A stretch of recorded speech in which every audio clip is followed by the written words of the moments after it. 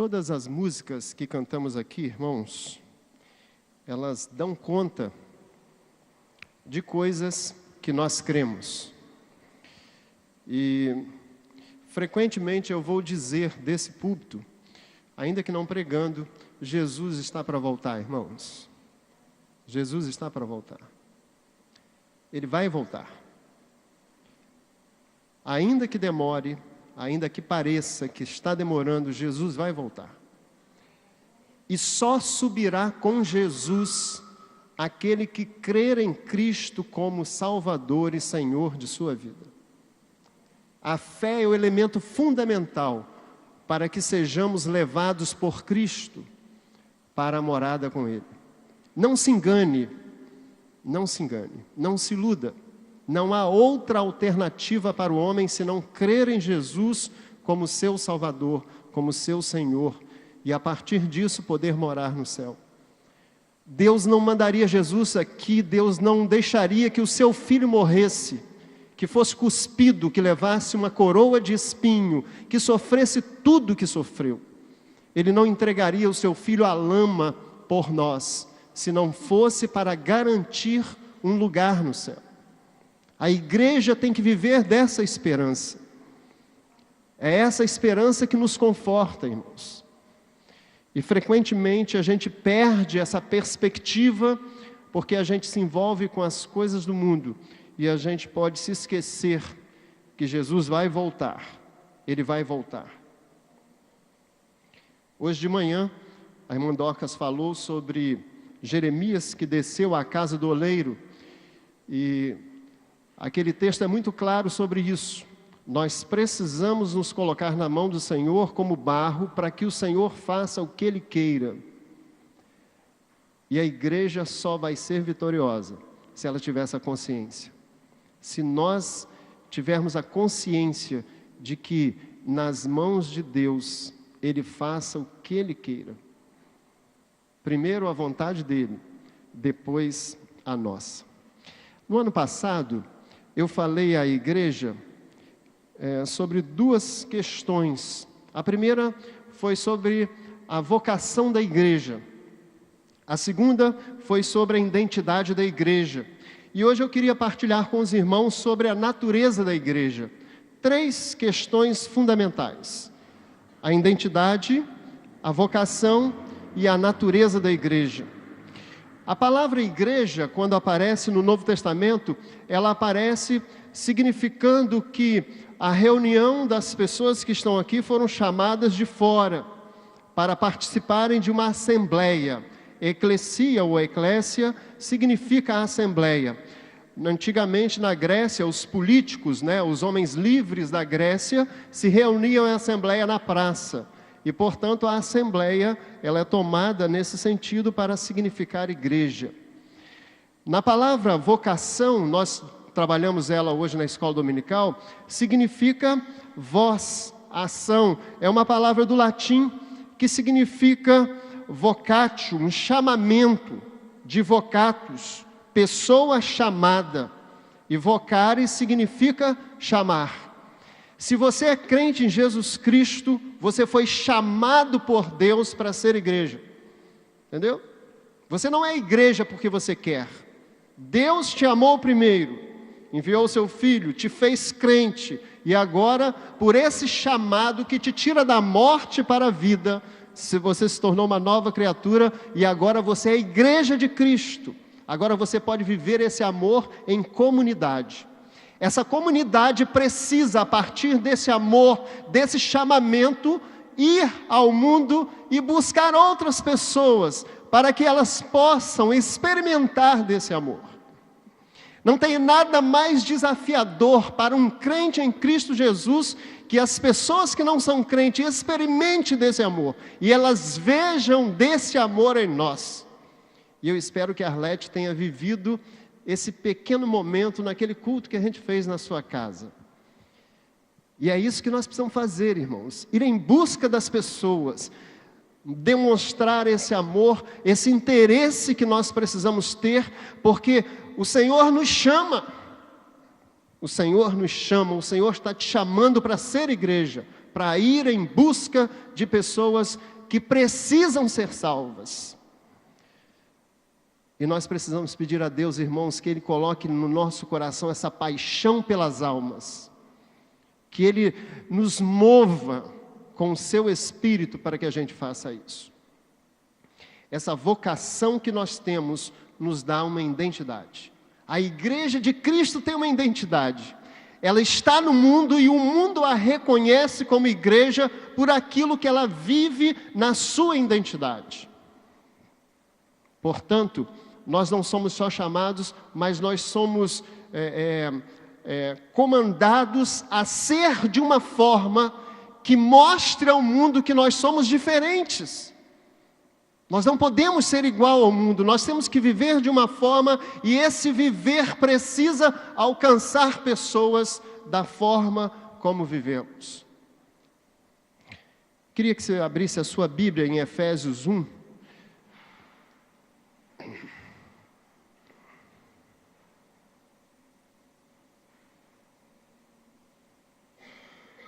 Efésios 1, de 15 a 22.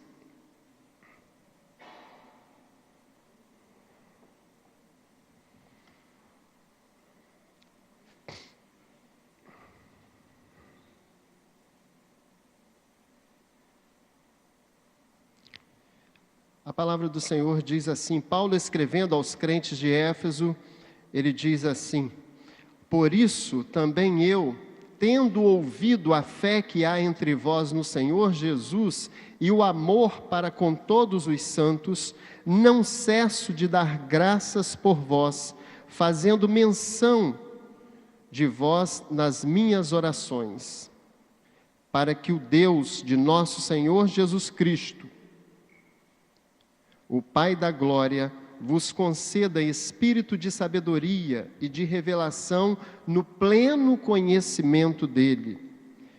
Vou repetir o verso 17.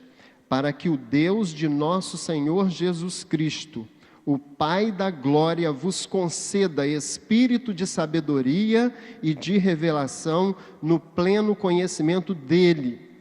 Iluminados os olhos do vosso coração, para saberdes qual é a esperança do seu chamamento, qual a riqueza da glória da sua herança nos santos, e qual a suprema grandeza do seu poder para com os que cremos, segundo a eficácia da força do seu poder, o qual exerceu ele em Cristo, ressuscitando-o dentre os mortos e fazendo-o sentar à sua direita nos lugares celestiais, acima de todo principado e potestade, poder e domínio, e de todo nome que se possa referir, não só no presente século, mas também no vindouro.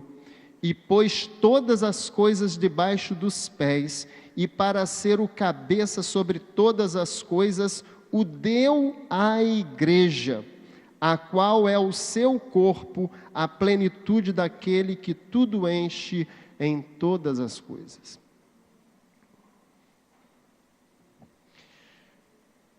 Vamos orar?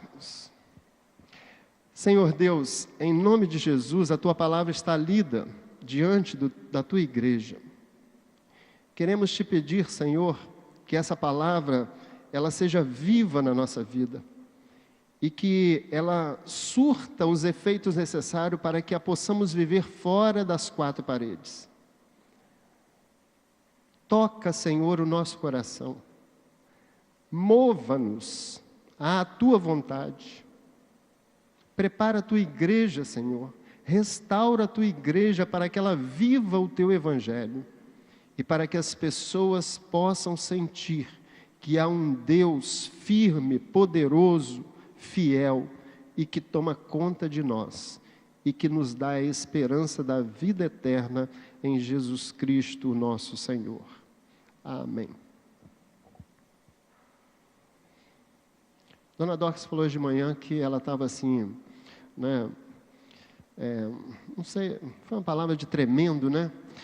E subir ao púlpito da igreja, irmãos, às vezes é uma honra muito grande. Poder falar daqui da frente é uma honra muito grande. Mas eu tenho preferido falar aos presos do IAS da PAC. eu tenho preferido ir aos cultos de evangelismo. Eles nos aproximam das pessoas que precisam de Deus. Eles nos fazem sentir que há uma coisa a fazer e que a gente precisa fazer. A gente não é melhor do que os irmãos que estão aqui. Nós não somos melhor do que qualquer pessoa porque a gente está indo lá, irmãos. Não é isso. A gente é feliz porque a gente sabe que está na obra do Senhor e a gente está fazendo a vontade dEle. E eu queria hoje, nessa palavra, e eu vou tentar que ela seja simples, para a gente não ter dificuldade de entender. A igreja, ela tem uma natureza. Ela tem uma natureza. A igreja, ela é composta de uma forma de ser. E essa forma de ser faz dela algo superior, esplendoroso, maravilhoso. Às vezes a gente não tem ideia disso. Mas a igreja é assim quando nós temos a consciência de quem Deus é. Os hinos que cantamos hoje à noite, eles falam de Deus. Então, a igreja vai conhecendo a Deus, ela vai vivendo na presença de Deus, ela vai adquirindo uma natureza, e Deus, a partir dessa convivência nossa com Ele, Ele vai vindo em nós, vai nos movendo, e a gente vai ganhando a natureza de Deus, para ser o que Deus quer que nós sejamos. Deus vai tirando de nós a natureza humana, pecadora, e vai transformando-nos, para que essa natureza de Deus, ela venha a nós e nos mova a ser o que Deus quer. Por isso, a igreja tem uma natureza. A igreja tem uma natureza como organização. Nós temos, por exemplo, uma tesouraria, não é mesmo? Nós temos documentos a pagar amanhã na segunda-feira, não é? Nós temos luz a pagar, não é? Essas coisas são da organização da igreja. Nós temos um hall de membros, né? Nós temos o nome daqueles que dão dízimo, né? Nós temos o nome daqueles que vêm à igreja com frequência. Isso é a organização da igreja, isso é a natureza humana da igreja. Mas a igreja não é só isso. Inclusive, a igreja, se fosse só isso, ela estaria morta, porque a igreja não é isso. A natureza que Deus quer que a igreja tenha é de um organismo, é de algo vivo e que funcione. Paulo vai falar disso e ele vai dizer que a igreja é um corpo. Assim, nós precisamos comer e por causa da comida a gente se move, a gente existe, a gente pensa, a gente fala, canta, ri, chora. Isso é o corpo. A igreja é um corpo, portanto, ela tem duas naturezas, uma natureza física e uma natureza espiritual. A física é visível, eu posso te ver, mas ela tem uma natureza divina, espiritual, e que às vezes a gente não pode ver. Mas quando a igreja ajoelha, ora e se entrega ao Senhor, a gente pode ver o poder de Deus trabalhando na igreja. E é isso que Deus quer de nós. Deus quer que você seja um crente poderoso e que a sua natureza seja divina, espiritual. Em Mateus 16, a partir do verso 13, esse é o primeiro critério para a natureza divina da igreja. O texto diz assim: indo Jesus para os lados de Cesareia de Filipe, perguntou a seus discípulos: quem diz o povo ser o Filho do Homem? E eles responderam: uns dizem que é João Batista, outros Elias e outros Jeremias ou algum dos profetas. E aí Jesus diz: mas vós, meus discípulos, continuou ele, quem dizeis que eu sou? E aí Pedro, o sempre adiantado Pedro disse: tu és o Cristo, o Filho do Deus vivo. Então Jesus lhe afirmou: bem-aventurado és Simão Barjonas, porque não foi a carne e o sangue que te revelaram, mas meu Pai que está nos céus. Também eu te digo, tu és Pedro, e sobre esta pedra edificarei a minha igreja, e as portas do inferno não prevalecerão contra ela. Quais são os aspectos presentes nesse texto que dão conta de uma igreja divina e espiritual? Primeiro, irmãos, é que quando Pedro diz que tu és o Cristo, Filho do Deus vivo, não foi a carne que revelou, irmãos, não foi sangue. Irmãos, nós não podemos vir para a igreja e ficar cantando aqui de boca. Nós precisamos cantar, irmãos, e o nosso louvor precisa ser do fundo do nosso coração. A igreja precisa cantar de tal forma que as pessoas que entrem aqui, elas se modifiquem, porque elas vão perceber que nós não estamos louvando ao Senhor de boca, mas de coração. Por isso, você tem um desafio, eu tenho um desafio. Nós precisamos, irmãos, ganhar essa consciência de que Jesus é o Filho de Deus, Ele é o Senhor da igreja, Ele é o cabeça da igreja. E nós precisamos reconhecer isso em convicção de fé, de tal forma que a gente arrebate as pessoas do inferno e traga-as para Jesus Cristo. Foi isso que, de certa forma, Jesus estava dizendo. Portanto, a primeira coisa que nós precisamos é reconhecer Jesus. Mas essa confissão não pode ser uma confissão física, carnal, de forma nenhuma. O que determinou a revelação de Pedro não foi a natureza humana, mas foi a espiritual. Além disso, irmãos, nós somos casa espiritual. Lá em 1 Pedro 2, de 5 a 7, o texto diz assim: vós também, Igreja Batista do Aquidabã, vós sois como pedras vivas, edificados casa espiritual, sacerdócio santo, para oferecer sacrifícios espirituais e agradáveis a Deus por Jesus Cristo. Eis que ponho em Sião a pedra principal da esquina, eleita e preciosa, e quem nela crer não será confundido. Essa foi a principal pedra da esquina. O texto de Pedro, irmãos, está dizendo que nós não somos uma assembleia comum de homens, irmãos. Isso é igreja. Nós somos espirituais. Os sacrifícios, os louvores que são dirigidos a Deus precisam ser espirituais. E aqui eu quero fazer um desafio. Nós estamos recebendo Lorena, né, e Aécio. Falei? Rapaz, lembrei. Irmãos, nós precisamos que vocês, músicos da igreja, se consagrem ao Senhor. A vida de vocês como músico da igreja precisa fazer com que essa igreja adore a Deus de verdade, em espírito e em verdade. Isso é um desafio. Eu não estou dizendo aqui que você tem que ser santo, porque essa santidade você vai ter que desenvolver a partir da sua estatura, do seu relacionamento com Deus. Mas esse é um desafio para nós, igreja. A gente precisa cantar, irmãos, de formas que o cântico faça com que as pessoas ouçam anjos. Em nome de Jesus. Nós não podemos cantar qualquer música. Nosso coração, a nossa alma precisam estar dedicadas ao Senhor, para que a música que saia da nossa boca, ela expresse isso que Pedro está dizendo. Em nome de Jesus. Nós somos casa espiritual. Em 1 Coríntios, Paulo vai dizer assim no capítulo 12, verso 27. Ora, vós sois o corpo de Cristo e individualmente membros desse corpo.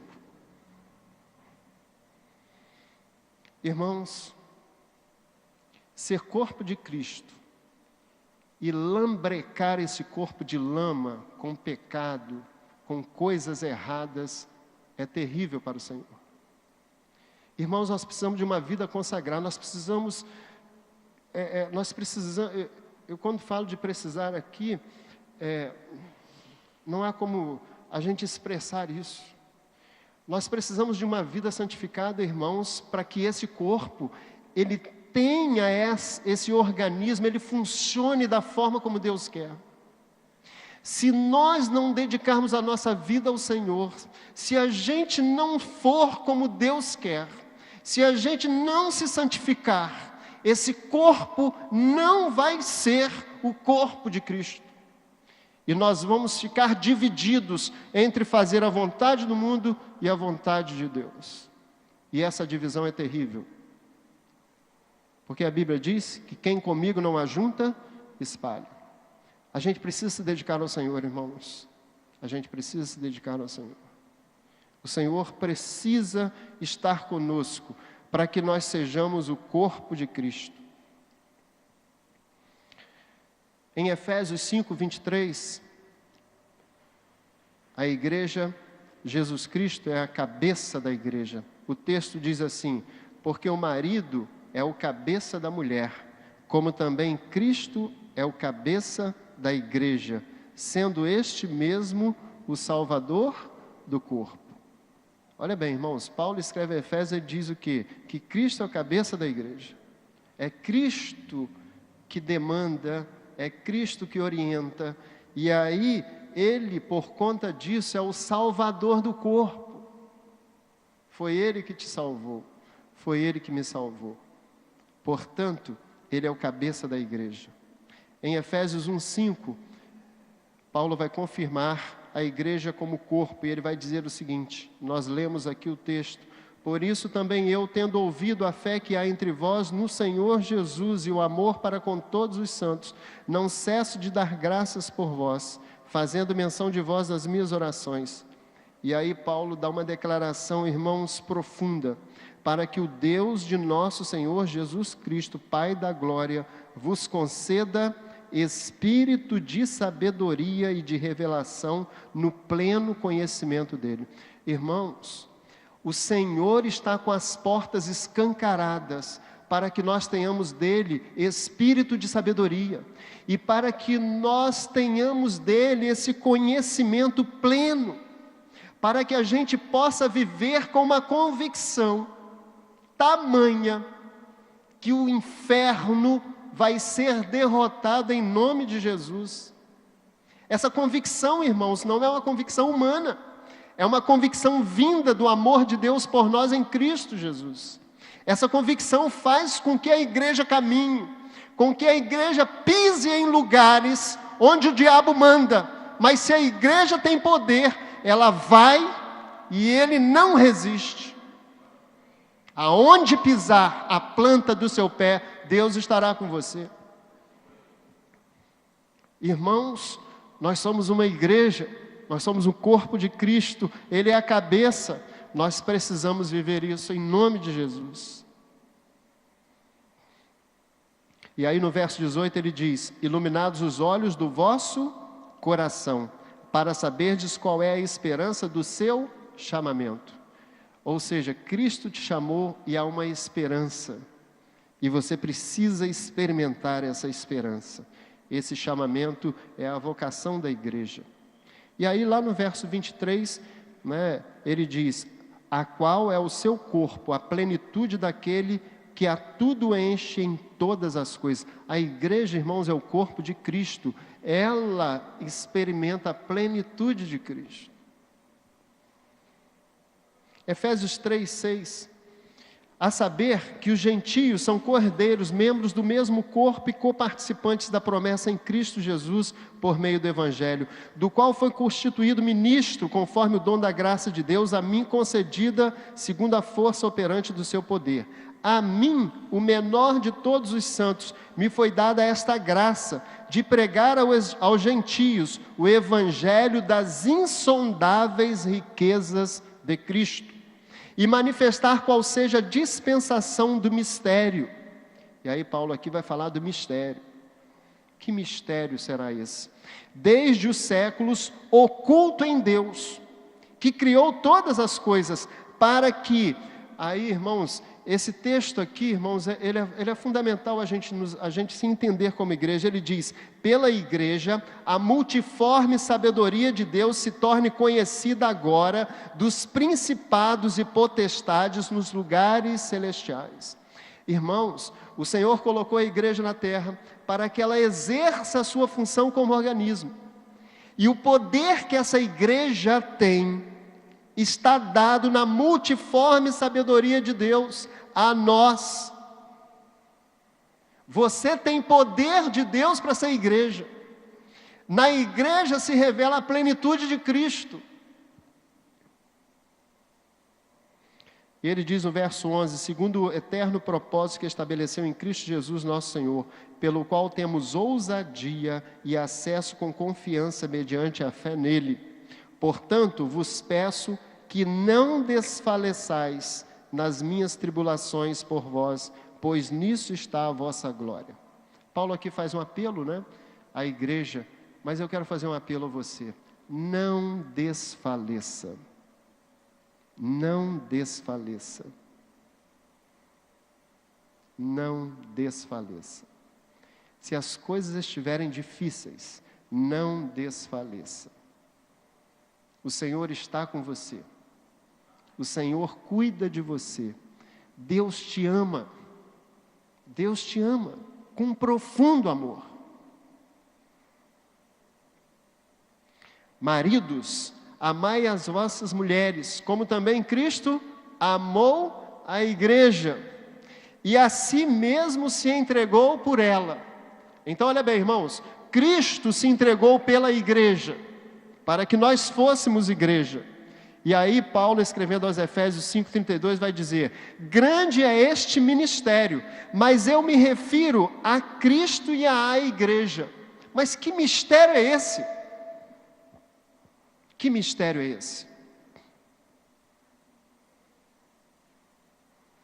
O mistério entre ser humano e ser espiritual. Deus dá Jesus Cristo para você, Jesus desce, vem à terra, se faz carne, habita entre nós, fala de Deus a nós, traz a nós a revelação de Deus para que nós sejamos igreja. E aí essa revelação que Jesus Cristo deu através de si e trouxe de Deus a nós, Ele quer agora que você viva disso. Ele quer que você seja isso. Ele quer que eu seja isso. Grande é esse ministério. Como é que um homem vai poder fazer isso? Sendo igreja. Como é que nós vamos fazer isso? Como assembleia, sendo igreja. Nós vamos conseguir fazer isso. Em 1 Timóteo 3,14, Paulo diz assim: escrevo-te estas coisas, esperando e ver-te em breve, para que, se eu tardar, fique ciente de como se deve proceder na casa de Deus, que é a igreja do Deus vivo, coluna e baluarte da verdade. Evidentemente, grande é o mistério da piedade. Aquele que foi manifestado na carne foi justificado em espírito, contemplado por anjos, pregado entre os gentios, crido no mundo e recebido na glória. Esse é o mistério, irmãos. Jesus veio, fez-se carne, habitou entre nós. Ele nos tornou igreja na sua morte, para que nós, pela sua morte e pela sua ressurreição, vivêssemos essa revelação de Deus. Igreja Batista do Aquidabã, Deus ama você. Deus tem uma obra para você fazer. Não desanime, não desfaleça. O Senhor quer te usar, o Senhor quer nos usar. E eu quero concluir com a palavra de Paulo a Romanos 11, no verso 33 a 35, a 36. Irmãos, para mim esse texto é sublime. Paulo tentou dizer aqui algo que, de certa forma, é quase impossível dizer. E ele então vai nos dar essa consciência da natureza da igreja. E ele vai dizer assim, Romanos 11, a partir do 33. Ó profundidade da riqueza, tanto da sabedoria como do conhecimento de Deus! Quão insondáveis são os seus juízos e quão inescrutáveis os seus caminhos! Quem, pois, conheceu a mente do Senhor? Ou quem foi o seu conselheiro? Ou quem primeiro deu a ele para que ele lhe venha a ser restituído? Porque dele, por meio dele e para ele são todas as coisas, a ele, pois, a glória eternamente. Amém. Igreja Batista do Aquidabã, nós somos a noiva de Cristo. E eu quero desafiar você como Igreja Batista de Aquidabã, você como membro dessa igreja. Meu irmão, viva a santidade de Cristo. E eu vou te pedir um favor. Não lambuze, não lameie o vestido da noiva de Cristo. Se você está com problema, procure o irmão da igreja. Venha orar conosco. Se você está em pecado, venha. Chame alguém da igreja. Irmão, não estou aguentando mais, eu estou passando por uma luta. Irmãos, não deixe que a impiedade more dentro do corpo de Cristo. Peça ao Senhor, se torne um servo de Deus. Eu sei que às vezes é difícil a gente confiar numa pessoa para entregar a ela coisas que estão escondidas dentro de nós. Não tenha vergonha, irmão. Não tenha vergonha. Procure uma pessoa e diga para ela: irmão, eu estou vivendo em pecado, eu estou com um problema sério, eu preciso resolver, e eu quero fazer isso em nome de Jesus. E aí nós vamos trabalhar para que essa igreja seja santa e viva, para que ela possa fazer e cumprir a vontade do Senhor. Deus te abençoe em nome de Jesus, e Deus te torne membro da igreja com a natureza espiritual que o Senhor quer. Amém.